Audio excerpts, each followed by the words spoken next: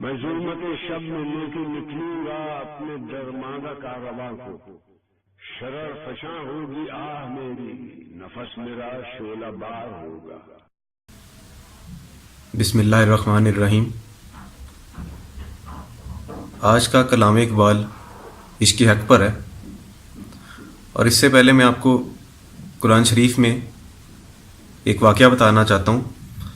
جب ساری روحیں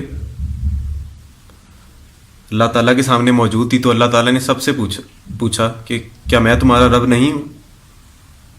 تو کہتے ہیں اس وقت سب روحوں نے کہا کہ ہاں آپ ہی ہمارے رب ہیں۔ اور صوفیاء کہتے ہیں اس وقت اللہ تعالیٰ نے اپنی ایک تجلی کی تو ہر روح پہ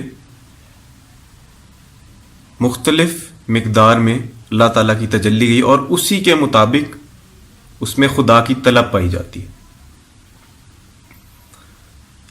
اور یہ جو ایک علامہ اقبال کے کلام میں خدا کی ایک شدت طلب ہے ان کے کلام میں، وہ ان کے الفاظ سے صاف ظاہر ہو جاتی ہے۔ کہتے ہیں پردہ چہرے سے اٹھا انجمن آرائی کر، چشم مہر و ماہ و انجم کو تماشائی کر۔ کہتے ہیں پردہ چہرے سے اٹھا انجمن آرائی کر، اللہ تعالیٰ سے مخاطب ہوتے ہیں، کہتے ہیں پردہ چہرے سے اٹھا، بے پردہ ہو جا تاکہ ہم اپنے محبوب حق کو دیکھ سکیں۔ پردہ چہرے سے اٹھا انجمن آرائی کر، انجمن محفل کو کہتے ہیں، آرائی کر یعنی محفل میں سامنے آؤ تاکہ ہم آپ کو دیکھ سکیں۔ چشم مہر و ماہ و انجم کو تماشائی کر، چشم آنکھ کو کہتے ہیں، مہر سورج کو کہتے ہیں، ماہ چاند کو کہتے ہیں، انجم ستارے کو کہتے ہیں۔ تو کہتے ہیں چشم مہر و ماہ و انجم کو تماشائی کر، یعنی جو سورج ہیں، چاند اور ستارے، ان کی بھی آنکھوں کو نا اپنا دیدار کرا۔ تو جو بجلی ہے تو یہ چشم کے پنہا کب تک، بے حجابانہ میرے دل سے شناسائی کر۔ کہتے ہیں تو جو بجلی ہے، اللہ تعالیٰ سے مخاطب ہوتے ہیں، تو جو بجلی ہے، تو جو ایک تجلی ہے، تو جو بجلی ہے تو یہ چشم کے پنہا کب تک۔ چشمہ کے پنہا ہوتا ہے یعنی چھپ چھپ کے دیکھنا۔ اب اللہ تعالیٰ تو دیکھ رہے ہیں، وہ تو مگر ہمارے سامنے اسی طرح ہے کہ چھپ کے دیکھ رہے ہیں، کیونکہ ہمیں تو نظر نہیں آتے۔ تو یہ اسے اس طرح بیان کریں، تو جو بجلی ہے تو یہ چشمہ کے پنہا کب تک، یہ چھپ چھپ کے دیکھنا کب تک، بے حجابانہ میرے دل سے شناسائی کر۔ تو اپنے رب سے مخاطب ہو کے کہتے ہیں کہ ایسا کرو، اپنے پردے اٹھاؤ اور میرے دل سے شناسائی کر۔ شناسائی کہتے ہیں واقفیت کرو، دوستی کرو، میری طرف توجہ کرو۔ نفس گرم کی تاثیر ہے اعجاز حیات، تیرے سینے میں اگر ہے تو مسیحائی کر۔ نفس گرم یہاں پہ مطلب ہوتا ہے نہیں گرم سانس ویسے، مگر یہاں پہ مراد ہے جو عشق کی گرمی ہے نا، یہاں پہ علامہ اسے اس سے تشبیہ دے رہے ہیں۔ نفس گرم کی یعنی عشق کی جو تاثیر، نفس گرم کی تاثیر ہے ایجاز حیات، ایجاز معجزے کو کہتے ہیں، حیات زندگی کو کہتے ہیں۔ تو کہتے ہیں جو عشق کی گرمی ہے نا، جو عشق کی جو سانس ہے، اس کی تاثیر کیا ہے، اس کا اثر کیا ہے، ایجاز حیات، معجزہ ہے زندگی کا۔ کون سی زندگی کا؟ یہ مردہ روح کی زندگی کا معجزہ ہے۔ مردہ روح کو جو زندہ کرتی ہے وہ خدا کے عشق کی، جس کے اندر نفس گرم ہو، جس کے اندر وہ سانس پائی جائے، وہ اسے زندہ کر سکتا ہے۔ اس میں وہ معجزہ ہے اس مردہ روح کو زندہ کرنے کا۔ تیرے سینے میں اگر ہے تو مسیحائی کر۔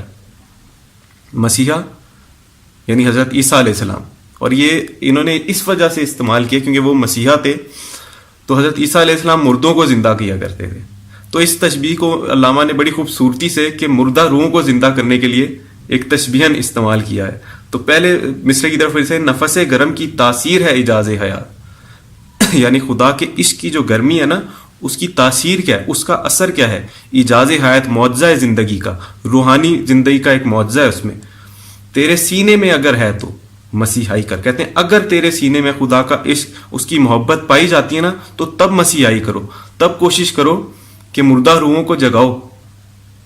یہ تبلیغ ہر کوئی کر سکتا ہے اور ثواب تو مل جائے گا، مگر اثر اسی میں ہوگا جس کے اندر وہ نفس گرم پائی جائے گی، جس کے اندر خدا کا عشق اور محبت پائی جائے گی۔ نفس گرم کی تاثیر ہے اعجاز حیات، تیرے سینے میں اگر ہے تو مسیحائی کر۔ کب تلک طور پہ دریوزہ گری مثل کلیم، اپنی ہستی سے آیا شعلہ سینائی کر. کہتے ہیں کب تلک طور پہ دریوزہ گری مثل کلیم.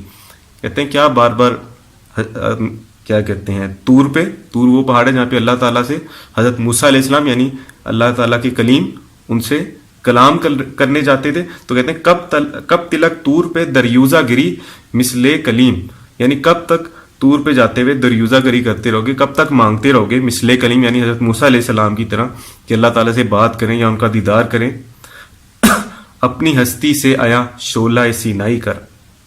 تو کہتے ہیں تم ایسا کیوں نہیں کرتے؟ اپنی ہستی سے، اپنے اندر سے آیا مطلب یعنی کھل کے سامنے آ جائے. شعلہ سینائی کر، جو سینہ طور سینہ کے پہاڑ پہ جو شعلہ گرا تھا یعنی جو اللہ تعالیٰ کی تجلی گری تھی وہ کیوں نہیں اپنے سینے سے نکالتے، یعنی اپنے رب کو اپنے اندر کیوں نہیں ڈھونڈتے. بابا بلے شاہ رحمۃ اللہ علیہ فرماتے ہیں کہ رب رب کر دے بڈھے ہو گئے ملا پنڈت سارے، یعنی رب رب کر کے ملا اور جو پنڈت تھے وہ بوڑھے ہو گئے. رب رب کر دے بوڑھے ہو گئے ملا پنڈت سارے، رب دا کھوج کھرا نہ لبیا سجدے کر کر ہارے. رب دا کھوج کھرا نہ لبیا نہیں، یعنی رب کا جو سراغ ہے وہ کھرا میں نہیں لبا، یعنی جو پاؤں کے نشان ہوتے ہیں نا اس میں نہیں ملتا رب، ادھر نہیں رب ملتا جو نشان بن جاتے سجدے کرنے سے. رب دا کھوج کھرا نہ لبیا سجدے کر کر ہارے، رب تو تیرے دل وچ وسدا وچ قرآن اشارے. یہ واقعہ ہے حضرت ایوب علیہ السلام کا قرآن شریف میں.